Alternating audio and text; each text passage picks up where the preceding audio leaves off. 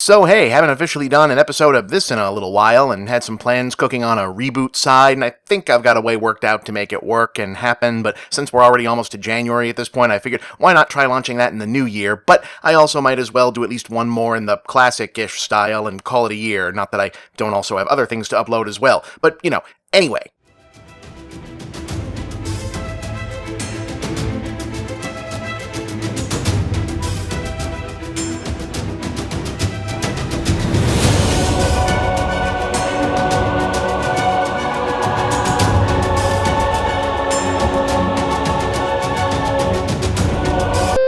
So Spider-Man Into the Spider-Verse is fucking great, right? Like, even better than it looked, and it looked pretty great. I did a review of it already, you can read it, watch it, this isn't that, but it is really goddamn a banger of a thing. It's basically perfect, really, and it's another movie like Bumblebee, which is not nearly as perfect, but still shockingly good, considering it's a Transformers movie in general, and considering how bad literally all the other Transformers movies are. Where what's getting a lot of attention is that it's full of all these references and shout-outs and obscure, deep lore, old-school fan service, but, like, even if you don't grasp or care about those bits, they don't detract or get in the way, and at best, they end up being used to complement the more narrative and thematic parts, specifically as concerns Spider-Verse. Look, when I first saw they were doing a multiverse crossover thing with it, I was kind of bummed because it was initially exciting that they were going to make an animated spin-off all about the Miles Morales Ultimate Spider-Man version that hadn't really been touched on in a movie before, and that was different and unique in what I imagine are obvious and important ways. And as much as I dig the idea of doing the animation styles and seeing Spider-Man Noir and friggin' Spider-Ham on screen, it kind of felt unfair to make Miles' character share his big debut with all this other stuff, and maybe also like counterproductive to what's unique and important about his presence as a character in regards to representation and all that. Like, it could almost be seen as cheapening the statement that having an inheritor to the Spider-Man identity be this young black kid makes by putting it alongside this deluge of more extreme variations, to the point where it starts to be like, well, yeah, they let a cartoon pig and an anime girl be Spider-Man, so why not a black guy? But I could easily see that being both a criticism and a legit one, whether it had actually shaken out that way or not,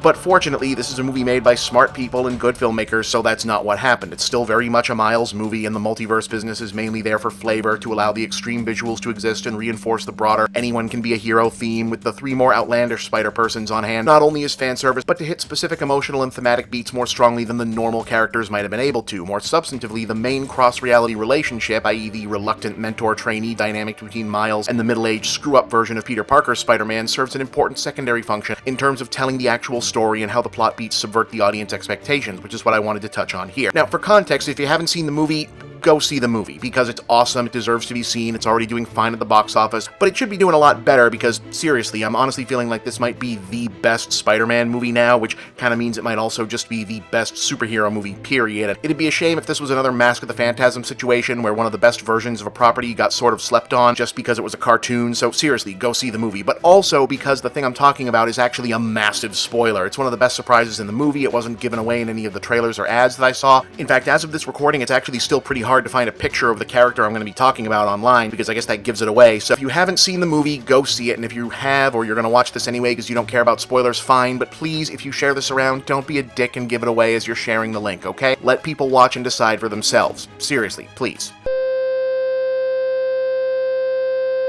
Okay, begin spoilers. Short version, part of the gimmick of the movie that's not 100% clear at first, but becomes clear as you're watching, is that the main universe this is all starting out and taking place in is not meant to be a representation either of our real world, or the Marvel Cinematic Universe, or the Marvel Comics Universe, or the Sam Raimi movies, or any of the settings for the familiar, classic, traditional versions of Spider-Man. This is a different place, mostly similar to the Ultimate Marvel comics, but not totally, which we'll get to in a bit. Anyway, in this reality, like the Ultimate Universe, there already is a Peter Parker version of Spider-Man at first, before Miles gets bitten, which, by the way, seems to occur separately from whatever phenomenon causes all the other universe Peter analogs to get their powers, and if you watch close, seems like it might be tied to something that shows up in an end credits gag, but that's a whole other thing. In this version, Peter is in his 20s, and he's like the made all the right life decisions version of Spider-Man. He's popular, the city loves him, he married Mary Jane, his Aunt May is in on the secret, and helps out like his version of an Alfred, because he's got a whole spider cave full of weapons and vehicles and costumes, but then he gets killed, and Miles has to become the new guy and stop the Kingpin from destroying the universe with this big MacGuffin science machine that also brings all the different alternate universe Spider people together and starts the plot. So instead, the Peter that ends up teaching Miles how to Spider-Man is a middle-aged version from one of the different timelines, and in terms of what we're meant to take away from the visuals and the background details and story point, the idea is that this is actually the Spider-Man the audience is expected to be more familiar with. His universe has the classic bad guys, it looks more like ours, he's a loser who keeps fucking up like the regular Spider-Man, he's divorced from Mary Jane at this point even, when we see his universe number at 616, which is the normal universe in the comics, and I guess they even tried to get Tobey Maguire to do the voice, that would have been cool. But along with being a funny character beat and fun, self-referential fanboy stuff, the real reason for this is it serves a storytelling purpose. He's the more familiar Spider-Man, so he's the audience POV character for all the stuff that's meant to be a surprise about who the characters are, turn out to be, what the world is like, how it's different. And the best example of this is also probably the best surprise reveal in the entire movie. There's a sequence where Peter and Miles have to go try to steal a computer equipment from the bad guys, and they end up confronting a lady scientist, voiced by Kathryn Hahn, who's in charge of the whole project, and she's this seemingly ditzy, non-threatening Miss Frizzle, goofy woman professor type, until she's suddenly very threatening because Peter didn't think to check her name, and it's actually Olivia Octavius, and she's this universe's version of Dr. Octopus. And she just rules. Like, the vocal performance is great, the design is great, she's well written, instantly one of my favorite versions of Doc Ock ever, maybe the best even. And the reveal is great because this is a totally original version, unique to the movie, so fans and regular audiences will both get equally caught off guard by it. It just really works. But also, there's this.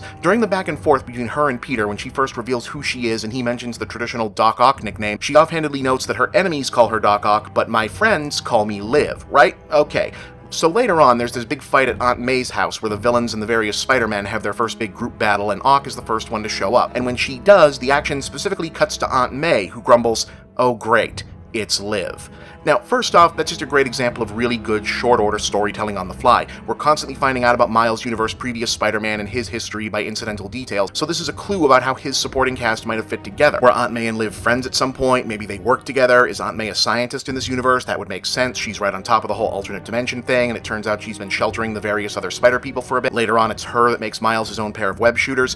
Or could they have been more than friends at some point? Now, I'm not just pulling that out of my ass for the clicks, folks. It was literally the first place my mind went the first time I saw it, and she called her that because, well, the big upfront lore references and jokes in the movie are mainly drawing from the everybody knows pool of Spider-Man stuff, i.e. things that happened in the Sam Raimi movies, the more popular cartoons, and a couple of the games. The throwaway Easter eggs tend to be deeper cuts for devoted fans. And any devoted Spider-Man fan will tell you that while Liv is a brand new character, the traditional Dr. Octopus and Aunt May having a history together is actually quite the tradition in the Spider-Man mythos. No, really. You see, as part of a weirdly long B story that ran mostly in the background but jumps to the forefront between Amazing Spider-Man 114 and 131, which meant it intersected with a bunch of big stories at the time, so it's not necessarily thought of as one of the biggest, Aunt May ends up working as Otto Octavius' housekeeper for a while, setting up a recurring gag whereby she, this being the original model, possibly senile, incredibly elderly woman who's probably gonna drop dead any minute version of Aunt May, decides that Doc Ock is actually a really charming, nice guy and Spider-Man should stop bullying him and isn't that funny. It fades off a bit when Ock goes to prison for stuff, but it comes back when he gets out and ends up dating and getting engaged to marry Aunt May, while Spider-Man is off busy doing other stuff because somehow she's managed to inherit an island with a nuclear power plant on it without knowing about this, and he wants it, and this is the best way to do that for some reason. But as a turnabout, Otto thinks May is actually a really great lady, and he ultimately doesn't want anything bad to happen to her in this whole mess, and Marvel has actually come back to this idea that these two actually have some romantic chemistry and may have actually hooked up at some point during this or another storyline, like quite a lot over the years. It's kind of a major thing. So even if it's just 2 lines of dialogue in a movie,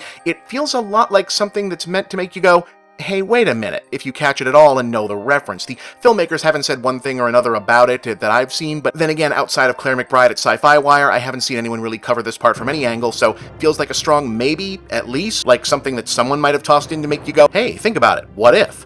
Anyway, one more cool thing about an extremely cool movie, maybe if this is in fact something that was meant to be taken as something more, it'll get mentioned once it's been out a while longer. Either way, the movie is great, happy holidays, see you guys in the new year.